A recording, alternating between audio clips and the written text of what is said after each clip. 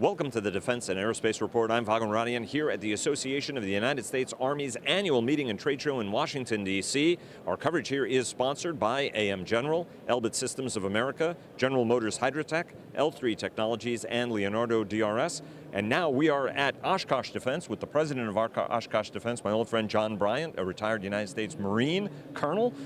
John, thanks very much for making time on your schedule for us. Oh, you're welcome, and thanks for spending time here with us. I appreciate it very much.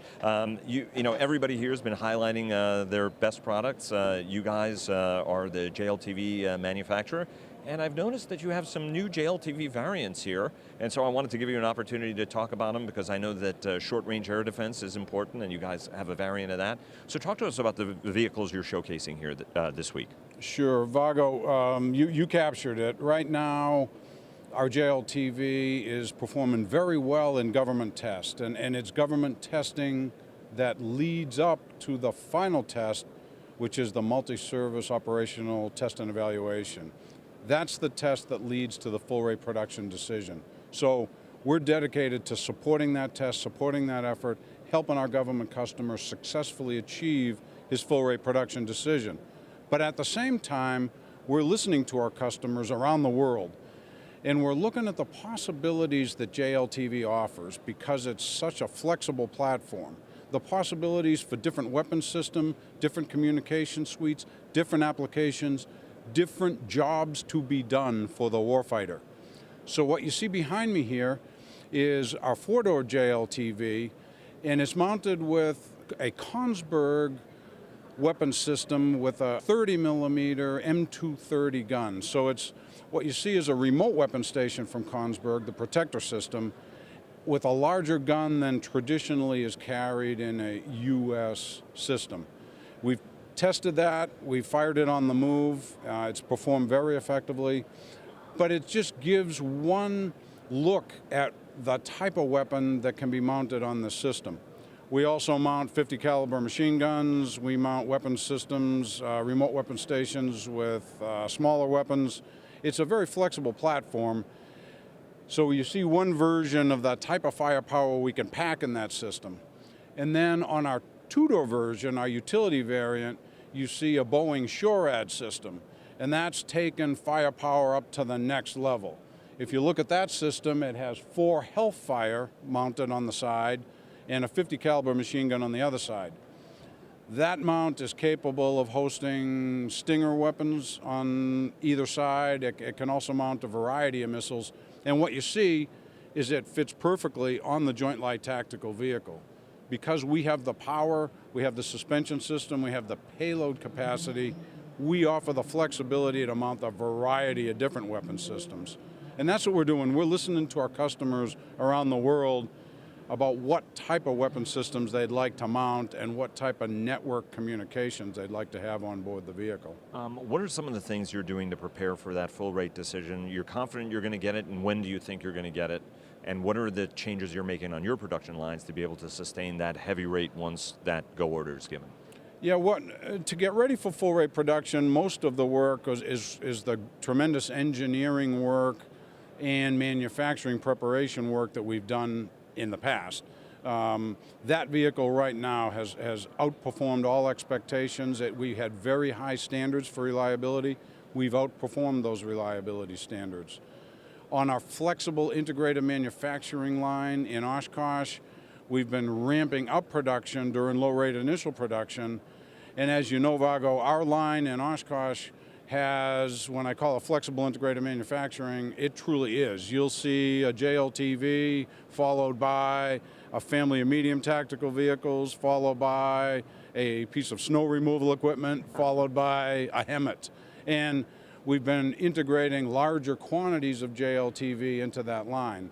At the same time, using the Oshkosh operating system, what we're focused on is continually improving productivity and driving out any quality defects so that we're constantly improving productivity and improving quality on the line. The production ramp up on JLTV really offers no major obstacle for Oshkosh when you consider that we produced over 1,000 MATVs a month in response to that urgent requirement. So the JLTV quantities really never get that high. You guys proved success. You logged up some successes on the international market. Talk to us a little bit about what the international market looks like for this vehicle. Do you have a ballpark estimate of how much business is lying out there for you guys to be able to address with a JLTV, say in the next 5-year window? Yeah, we don't see JLTV really being available for international sales until after the full rate production decision in first quarter fiscal year 19. That's normal U.S. policy, is to wait for a full rate production decision. So we have tremendous international interest. We've demonstrated the vehicle in the Middle East. We've demonstrated the vehicle in Europe. I would say from what I've seen so far, the ability to provide tremendous protection, tremendous mobility, tremendous network capability in a platform that's really a third smaller than anything of its kind. It sort of fills a universal requirement. I haven't met any international customer that has not been very interested in JLTV. So when you think over the next 5 years, we're focused pretty intently on the U.S. full rate production decision, but at the same time, we're working with our potential international customers to fill their requirements with JLTV via FMS. You've seen things in the press in terms of the UK interest in JLTV for the MRVP program. We think that's a great opportunity in Europe. We've demonstrated the vehicle in the Middle East and seen a very high level of interest there. We have MATV customers in the Middle East in particular that are very interested in the little brother that is the JLTV. And once a customer sees the tremendous leap ahead in off-road mobility that the JLTV offers in combination with that protection and network capability, they get pretty interested. And I should have predicated that accurately to say that MATV and your other products who've sold internationally, not yet this platform. Let me ask you about FMTV. There's a competition ongoing. How do you feel about your chances? We talked to Andy Hove earlier. Andy's very optimistic and thinks he's got a great product proposal. How important is that contract to you guys? Well, it's our FMTV customer, and we are the producer of FMTV right now, so we have a hot production line. We're providing a higher quality vehicle than the government has ever received before for a medium vehicle. With FMTV A2, the government, the U.S. Army really seeks to take that medium vehicle capability to the next level. They want much greater protection, much greater mobility. They want much better ride quality, just a higher capability vehicle all around. And while I can't really speak to the government source selection process, I can tell you that the same engineers at Oshkosh that developed the MATV and the JLTV came up with a fantastic upgrade package for the FMTV A2. So the short answer is you feel pretty good. I would not want to have to compete with our own engineers, I'll put it that way. Let me ask you about investment decisions. When it comes to the size of a contractor, you guys are connected to a large commercial company, but you're one of the smaller big vehicle producers. Does that give you a challenge in terms of finding that investment dollar to constantly pursue and develop technologies, capabilities, prototypes? We talked to Mark Signorelli over at BAE, big company. They've got the resources to be able to do that. What are some of the challenges, especially when you look at life under continuing resolutions, budgetary uncertainty? The chief has called for more money. That's been something we've been hearing all the time. There's a lot of optimism, but the money hasn't come through.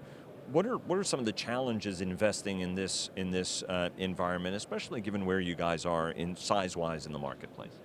Well, Vago, as you know, for any defense OEM, the challenges kind of they relate to the fact that when you make an investment decision in defense, you tend to make a big bet. A lot of commercial products might define the difference between success or failure in how many millions they sold. There are gradations of success. Of course, on a competitive U.S. government program, you either win or you lose. So it's pretty much every time you engage in one of those competitions, you're making what amounts to an all-in bet. So for us, what we do at Oshkosh is We're a much more vertically integrated company than a traditional OEM, so we have a tremendous engineering capability. Our engineers, I would stack them against anybody, and they're constantly staying ahead of the game on suspension technologies, on drivetrain technology, on survivability technology, just on that integrated system that is the tactical wheeled vehicle. They're always staying ahead. They're listening to the customer, and they're always trying to stay 2 steps ahead of where he wants to be.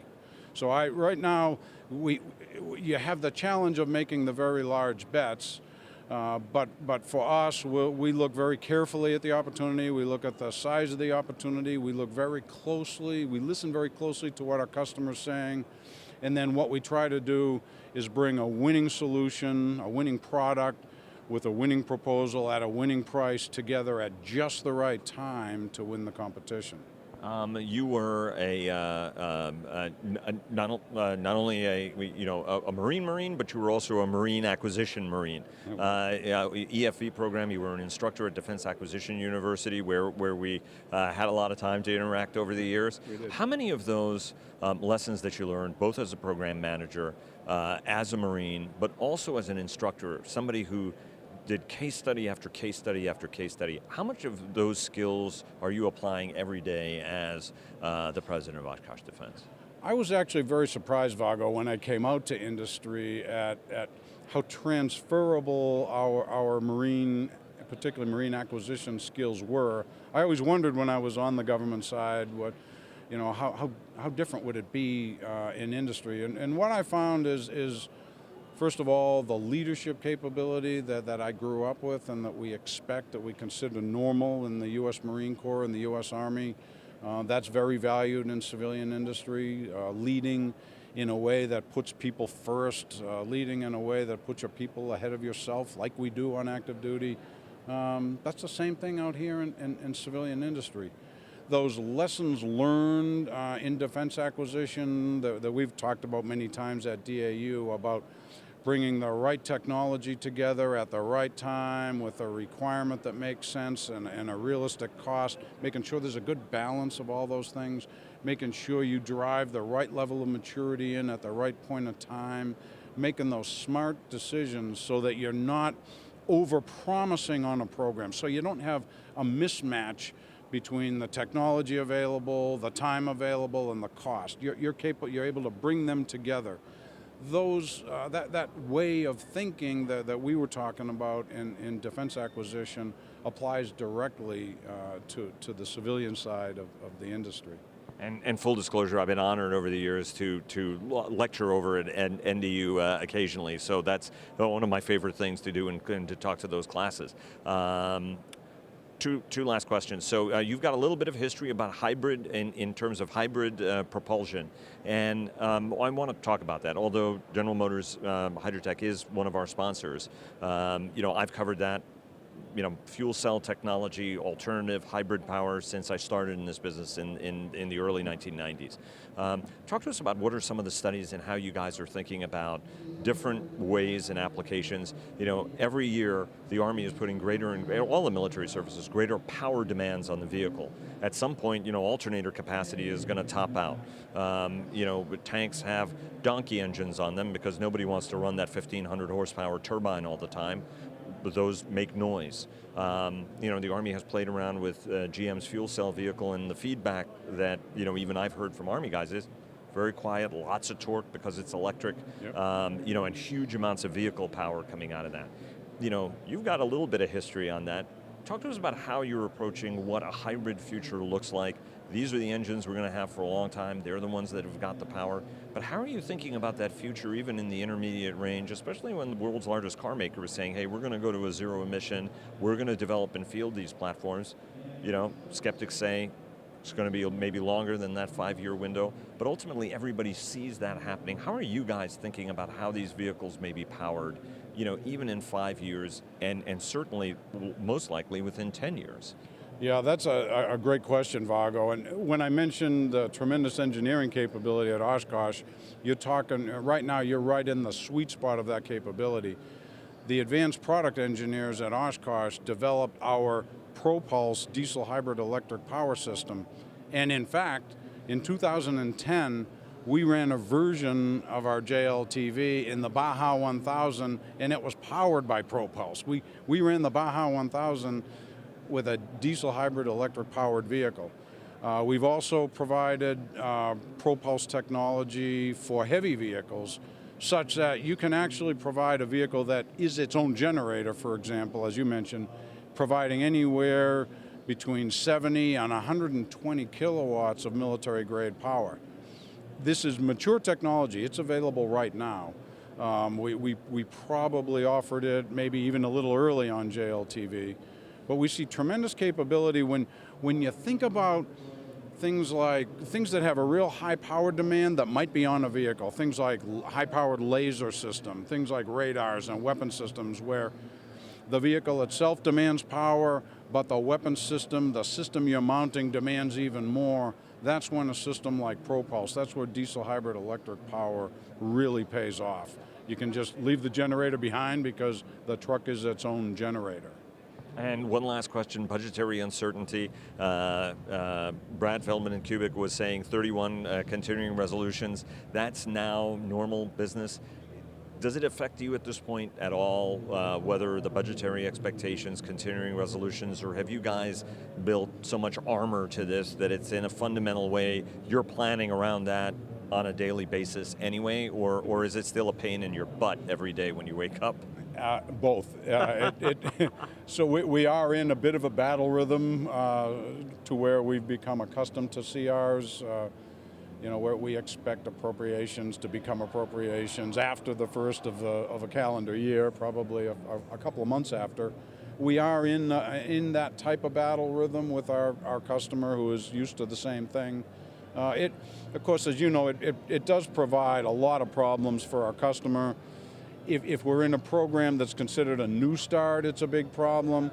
If we're in a program that's ramping up its quantities, the program office is stuck at last year's spending levels until the appropriation comes through. So it provides a lot of problems and obstacles for us right now in our existing programs. I don't think it'll cause big problems in 18 because we and our customer essentially have planned for a CR this year. Sir, thanks very much. Always a pleasure. Vago, I appreciate it. Thank you, sir.